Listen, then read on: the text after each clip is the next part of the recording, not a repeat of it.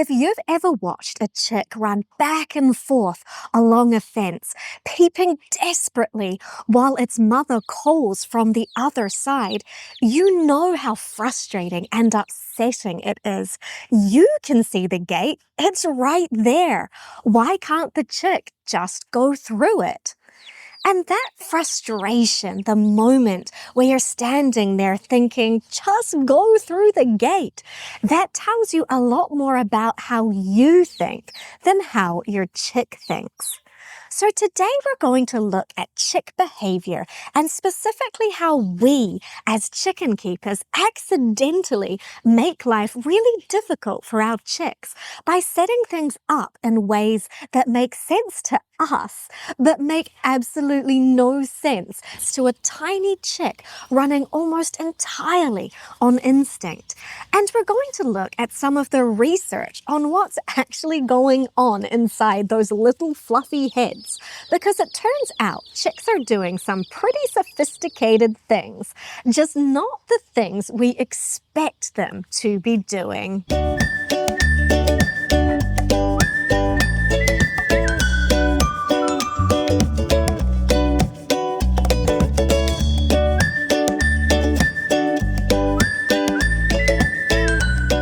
So when a chick hatches under a broody hen, it comes into the world with a few things already built in.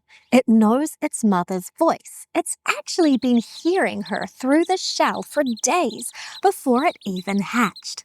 The hen and chick start communicating before the chicks hatch. When a chick makes a distress call from inside the egg, the hen will vocalize back or shift on the nest. So that sound relationship is already established before those chicks have even seen the world. And once they're out, sound is everything. Absolutely everything. The hen calls, the chick responds. The chick peeps, and the hen knows from the type of peep whether that chick is content or alarmed or lost. A contented chick makes a soft, steady peeping. A chick that's been left behind or can't find its mother makes a very different sound. It's louder, more urgent, building to a distress call. And that call is what tells the hen to come back and find that chick. I've mentioned this story before, but there was a chick from one of my hatches that was too weak to make enough sound. And the mother hen essentially forgot she had that chick because the instinctual sound relationship wasn't working. The hen wasn't being a bad mother. She was a proven, experienced broody hen. But chickens run on instinct, and if that chick isn't making noise, the hen just doesn't register that it exists. That's how fundamental sound is to this relationship. So keep that in mind as we go through the rest of this video, because a lot of human-chicken miscommunication has this at its beginning. The chick can hear mama hen, she can hear the chick, but something we've put between them is preventing the chick from getting to where the sound is coming from. Now, what chicks don't have is our ability to problem solve spatially. They don't look at a fence and think, I can't go through here, so I need to go left, walk along the fence until I find an opening, and then go through it. That requires a kind of reasoning that chicks just don't do. They're responding to what they can sense right now. They can hear the mama hen, they can see her through the mesh, so they try to go directly to her. And when they can't get through, they don't reason their way to a solution. They just keep trying. And this is actually something that researchers have been studying for over 100 years. Back in the 1920s, a scientist called Wolfgang Köhler, which is a super cool name, tested chickens, dogs, and chimpanzees with wire fence barriers. The dogs and chimps figured out how to go around the fence pretty quickly, but the chickens just kept trying to go straight through it. And more recently, researchers have found that this problem gets worse the more visible the goal is. If the barrier is opaque, so the chicks can't see what's on the other side, they actually do better at finding their way around. But if the barrier is transparent, like mesh or netting, exactly the things we use for chicks, and they can see exactly what they want on the other side, the visible goal acts like what researchers call a perceptual magnet. It just pulls them towards it, and they can't override that pull in order to take the more indirect route. Which is exactly what I see with my chicks. When they get on one side of the garden nets and their mother is on the other side, they try to walk directly through them.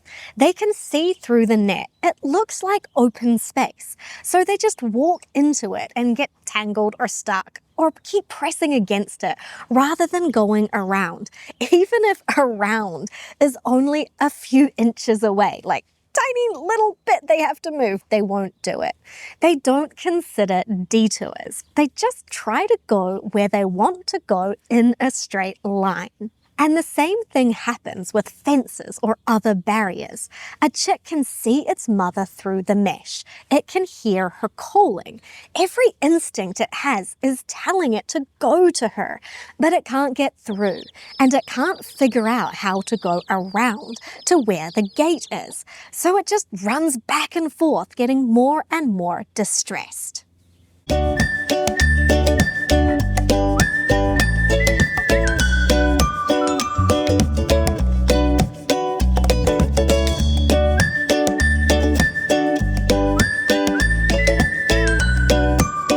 Setting up the right kind of sleeping arrangements for your hen and chicks is important for these chick behavior reasons.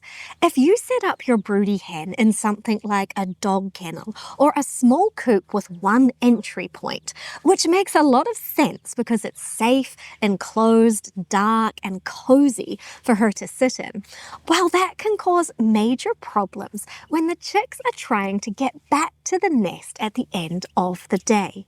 The chicks can hear their mother. They can hear their siblings settling in. But that sound is coming from the back wall or the side of the kennel. And the chicks will go to where the sound is coming from. They'll circle around the outside, they'll press up against the back, and they won't find their way to the door because the sound is pulling them to the wrong spot. It's the same perceptual magnet problem, but with sound instead of sight. This is one of the reasons I prefer to set up nests directly on the broody pen floor, so the chicks have the easiest possible access to get back under their mother. When I can't do that for the incubation period, like with Edna for this most recent hatch because her broody hen pen didn't have a floor, what I do is I remove the kennel once the chicks and hens are up off the nest, and then I remake the nest directly on the ground.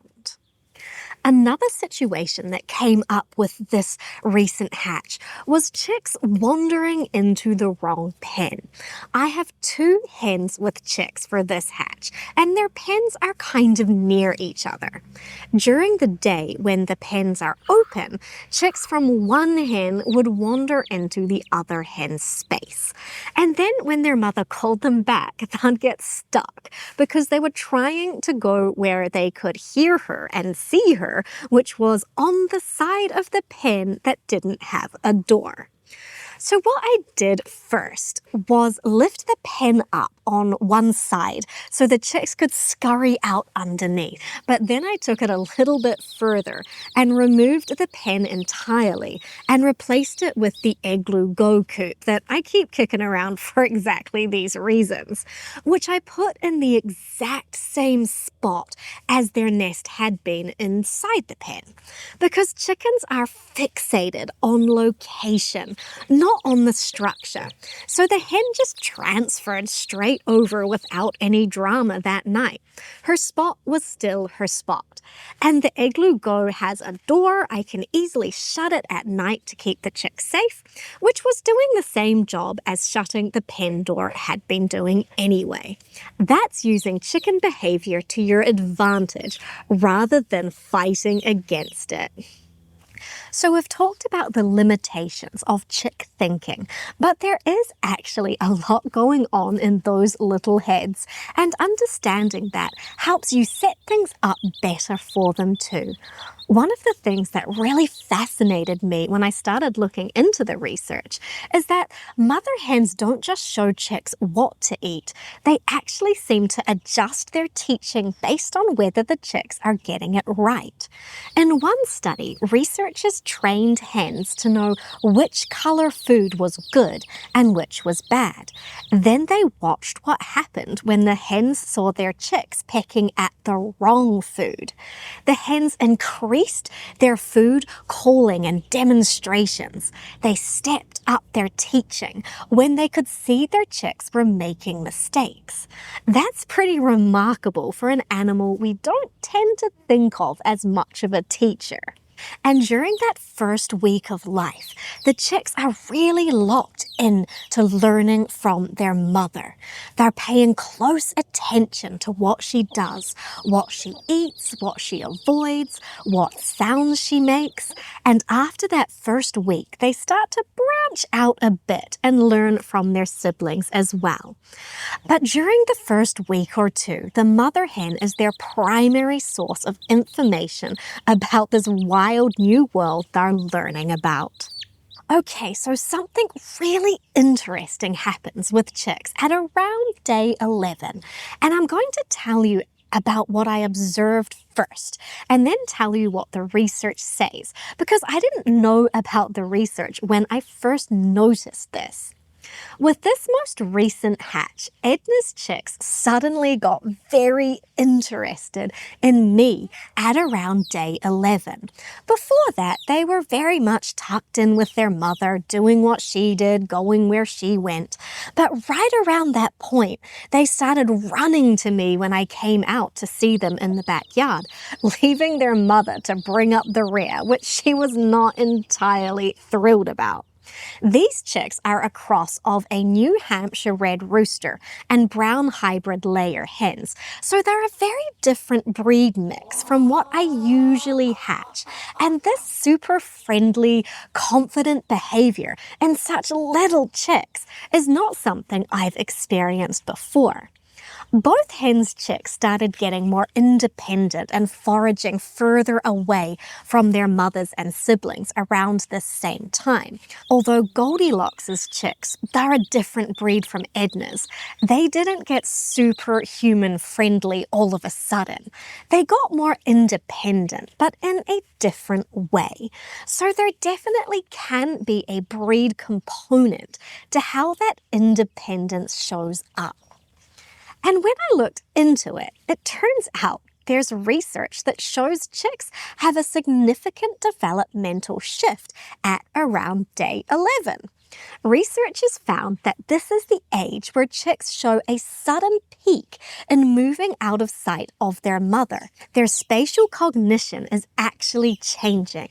They're developing a better ability to navigate their environment, to process where things are, even when they can't see them directly.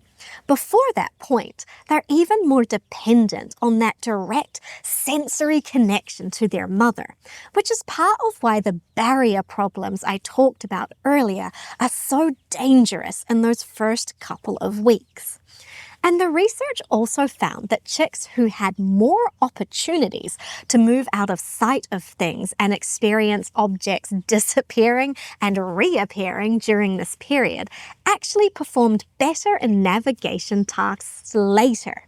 They made fewer errors in the detour tests. So this developmental window around day 11 isn't only about chicks getting braver, it's about their brains developing the spatial abilities they need to navigate a more complex environment. Which kind of makes sense when you think about it from a survival perspective. For the first 10 days or so, staying close to Mama Hen and following her is the safest strategy. But there comes a point where they need to start exploring and foraging more independently. More risk, more reward. And their brain seems to be wired to make that shift at a pretty predictable time. So what does all of this mean for how you set things up for your chicks? The first couple of weeks are the critical ones. That's when your chicks are most dependent on sound to stay connected to their mother, and when they are least able to solve spatial problems like going around barriers or finding doorways. So during that period, keep things simple. Floor-level nests, minimal barriers between chicks and their mother. If you have to use enclosures, and most of us do, think about where the entry point is relative to where the hen sits, because your chicks are going to navigate by sound, not by logic. As they get towards that day 11 mark and beyond, you'll start to see them venturing further and getting more confident. That's normal and that's good. Their brains are developing the spatial skills they need. And this is also when the mother hen starts to shift from being their whole world to being more of a safety net they can come back to. Every barrier you put in place, every enclosed space with a single entry point, think about it from the chick's perspective. Can a tiny chick that navigates by sound and walks in a straight line actually figure this out? If not, you might be creating an intended safety feature that actually puts your chicks at more risk than not having it at all. It is a major balancing act.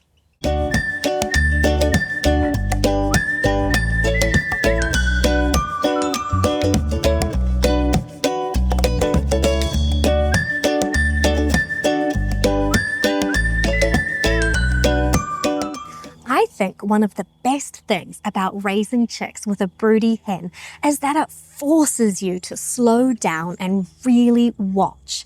You can't just set it up and walk away. You have to pay attention because those chicks will show you pretty quickly if something isn't working. And the more hatches I do, the more I realize that most of the problems I've had weren't chicken problems. They were people problems. Things I set up that made sense to me, but didn't make sense to a 3-day-old chick. And getting better at this isn't really about learning more rules or buying more stuff. It's about getting better at seeing the world the way they see it.